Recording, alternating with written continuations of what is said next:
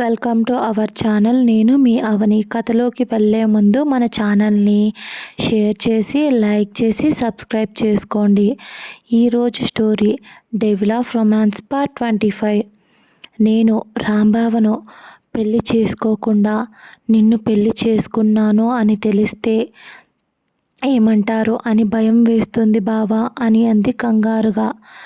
తను మాట్లాడుతున్న మాటలన్నీ విన్న జై ఒక నిట్టూర్పు విడిచి, ఇక్కడ తమరు ఒకటి మర్చిపోతున్నారు మేడం, నేను కూడా నీకు బావనే అని మర్చిపోయినట్టు ఉన్నారు అని అన్నాడు జై.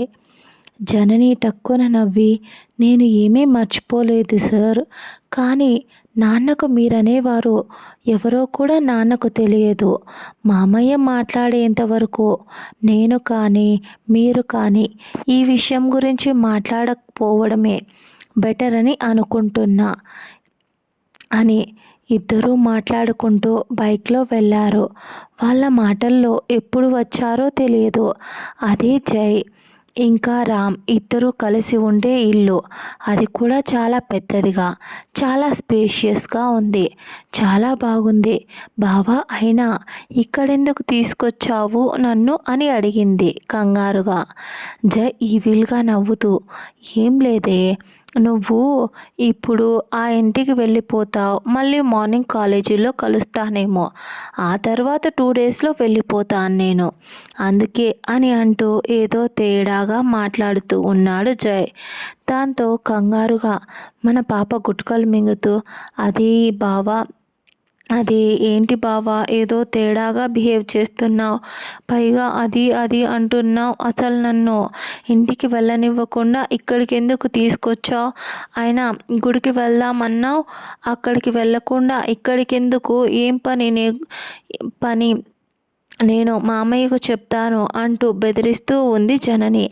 అప్పుడే రామ్ కూడా తన బైక్ తీసుకొని రావడంతో రామ్ వైపు చూస్తూ కంగారుగా, అమ్మయ్య, ఇప్పుడు ఈ రాక్షసుడు నుంచి బ్రతికిపోయాను అని అనుకుంటూ, రాంబాబా, నన్ను ఇంటి దగ్గర వదలవా, మీ అన్నయ్య ఏదో తేడాగా బిహేవ్ చేస్తున్నాడు అంటూ అమాయకురాలికి బ్రాండ్ అంబాసిడర్లా చెప్పింది జనని. రామ్ జై వైపు చూసి, అదేం లేదు, తను నిన్ను టెంపుల్కి తీసుకువెళ్దామనుకొని కాలేజీ నుంచి వచ్చావు కదా, అలాగే అక్కడికి వెళ్ళడం ఎందుకని స్నానం చేసి ఇక్కడి నుంచే వెళ్దామని చెప్పాడు జై. అందుకే నన్ను కూడా ఫ్రెండ్స్తో బయటికి వెళ్ళిన నన్ను కూడా కాల్ చేసి రమ్మన్నాడు అని రామ్ చెప్పడంతో జనని కొంచెం ఊపిరి పీల్చుకొని జై వైపు చూస్తుంది. కానీ జై అప్పుడే ఆమె అంత సీన్ చేసినందుకు జననిని కోపంగా చూశాడు. జనని తింగరిగా ఒక నవ్వు నవ్వి, అయ్యో సారీ బావా నువ్వు అంటూ మళ్ళీ తన ఆలోచనలో జై గురించి తప్పుగా అనుకుంది అని ఆ విషయం గుర్తు రాగానే తనకు కోపం రాలేదు, సిగ్గేసింది. తను పరాయి వాళ్ళతో కాదు కదా ఉండేది, తన భర్త, తాళి కట్టిన భర్త, అందుకే జైతో అంత ఫ్రీగా ఉంటుంది. కానీ మన జైబాబు కోపం వస్తే ఏం చేస్తాడో తెలియదు. పైగా ఏదైనా చెయ్యాలి, అది జరగాలి అంటే ఖచ్చితంగా ఎంతకైనా తెగిస్తాడు. అవతల వాడు ప్రాణం పోయే పరిస్థితుల్లో ఉన్న వాడిని పట్టించుకోడు. అందుకే ఎక్కడ ఇద్దరు దూరంగా ఉండాల్సి వస్తుందో అని మామయ్యకు ఇచ్చిన మాటను జై తప్పుతాడేమో అని ముఖ్యంగా అమ్మా నాన్నకు చెప్పకుండా ఒక్కటవుదామని అంటాడని జనని భయపడింది. అందుకే రామ్తో నన్ను ఇంటి దగ్గర డ్రాప్ అని ఏం చేస్తుందో తెలియకుండానే అడిగింది. కానీ జై కోపంగా జనని వైపు చూసి ఏం మాట్లాడకుండా ఇంట్లోకి వెళ్ళిపోయాడు. ఇంట్లోకి వెళుతున్నప్పుడు అతని పెదాలపై కోపం పోయి చిన్న చిరునవ్వు. అతనికి బాగా తెలుసు, ఆమె అతని మీద ఒక చిన్న మచ్చని కూడా పడనివ్వదు అని, అందుకే ముందు జాగ్రత్తతో తన్ని దూరం పెడుతుంది అని. ఆ విషయం అతడికి బాగా తెలుసు. పాపం జనని కూడా తనకు దగ్గరగా ఉన్నప్పుడు కంట్రోల్ తప్పడం జై గమనించాడు.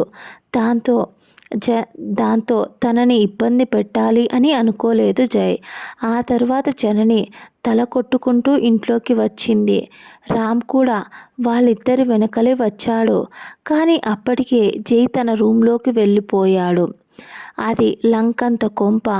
దాంతో ఏ రూంలోకి వెళ్ళాడో తెలియకపోవడంతో తను వెనక వస్తున్న రామ్ని చూస్తూ, రామ్ గారు, జయబాబు ఎక్కడికి వెళ్ళాడు అని అడిగింది. రామ్ కొంచెం ఆశ్చర్యంగా, అదేంటి ఇందాక బావ అన్నావు, మొన్నేమో రామ్ అన్నావు, ఇప్పుడేమో రామ్ గారు అంటున్నావు, ఏదో ఒకటి పిలవచ్చు కదా వదిన గారు అంటూ తను కూడా పోయట్రీగా తనతో మాట్లాడాడు. జనని చిన్న చిరునవ్వు ఇచ్చి, అదేం లేదు, మీరు నాకన్నా పెద్దవారు, నేను మిమ్మల్ని పేరు పెట్టి పిలవలేను, అలాగని నా భర్త కన్నా కొంచెం చిన్నవారు, మరిది గారు అని పిలవలేను. ముఖ్యంగా మీరు నాకు బావ అవుతారు, అందుకే అలా పిలవాలి అనిపిస్తే అలా పిలుస్తున్నా, ఎలా పిలవాలి అనిపిస్తే అలా పిలుస్తున్నా. నాకు కన్వీనియంట్గా ఉంటుంది కదా. మీకు ఏ ప్రాబ్లం లేకుంటే ఎలా పిలవాలో మీరే చెప్పండి, అలానే పిలుస్తాను అని అంది జనని.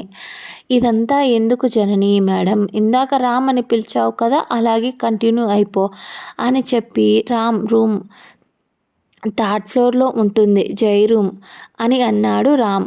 అదేంటి థర్డ్ ఫ్లోర్లో, అదే లాస్ట్ ఫ్లోర్ అనుకుంటా, ఎందుకంత పైన ఉన్నారు అని అడిగింది జనని.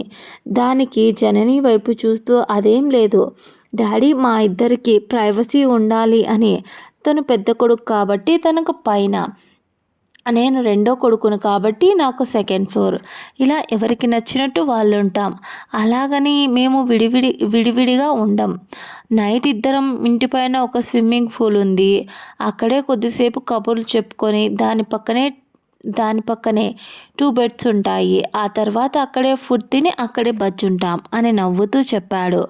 ఇక మీరు వెళ్ళండి, మీ పతిదేవుడికి కోపం వచ్చేలోపు మీరు వెళ్ళండి అని అంటూ నవ్వుతూ చెప్పడంతో, తను ఎలా వెళ్ళాలి, నేను ఇప్పుడు 3 ఫ్లోర్స్ ఎక్కాలా అని ఇన్నోసెంట్గా చెప్పడంతో, అవసరం లేదు, తను లిఫ్ట్లో వెళ్ళాడు, మీరు అలానే వెళ్ళొచ్చు. అదే ఎక్కడుంది అని అడిగింది.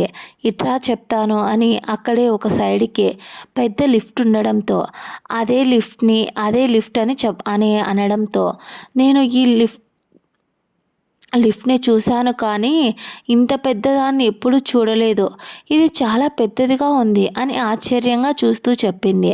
రామ్ దాన్ని ఎలా యూజ్ చేయాలో చెప్పడంతో, మన పాప ఏకసంతాగ్రహి కావడం వల్ల వెంటనే పసిగట్టి దాన్ని యూజ్ చేసుకొని థర్డ్ ఫ్లోర్ లిఫ్ట్లోకి బటన్ నొక్కి వెళ్ళింది. రామ్ కూడా సెకండ్ ఫ్లోర్ దాకా వెళ్ళి సెకండ్ ఫ్లోర్లో ఉన్న తన రూమ్కి వెళ్ళిపోయాడు.